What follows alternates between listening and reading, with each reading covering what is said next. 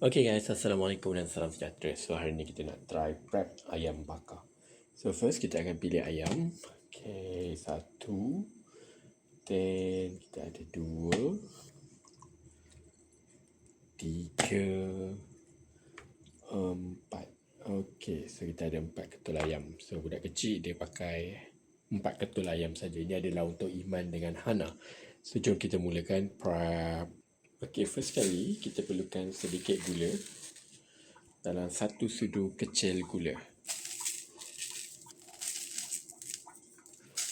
Okey, seterusnya kita akan masukkan minyak bijan.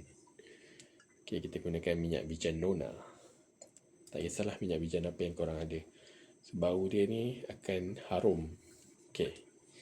Seterusnya kita akan masukkan kicap. Saya gunakan kicap yang dapat masa ada orang kahwin hari tu. Kicap jalin lemak manis. Tak kisahlah kicap apa yang korang ada, pakai je. Jangan pakai yang kicap kipau udang tu. Itu mahal. Okey, so kita akan letak, bagi dia salut. Okey dah. Itu sahaja. 3 barang sahaja. Lepas tu gaulkan. Pastikan dia sebati. Gaulkan. Okey, bagi siapa nak adjust garam pun boleh, sebab kamasinan tu dah ada dekat kicap, jadi saya tak letaklah garam.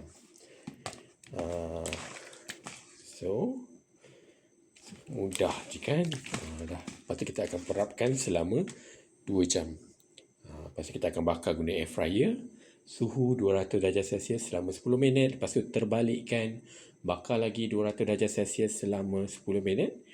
Dan yang terakhir, kita sapukan madu dan bakar seminit ataupun 2 minit. Itu je. Jumpa lagi. Bye-bye.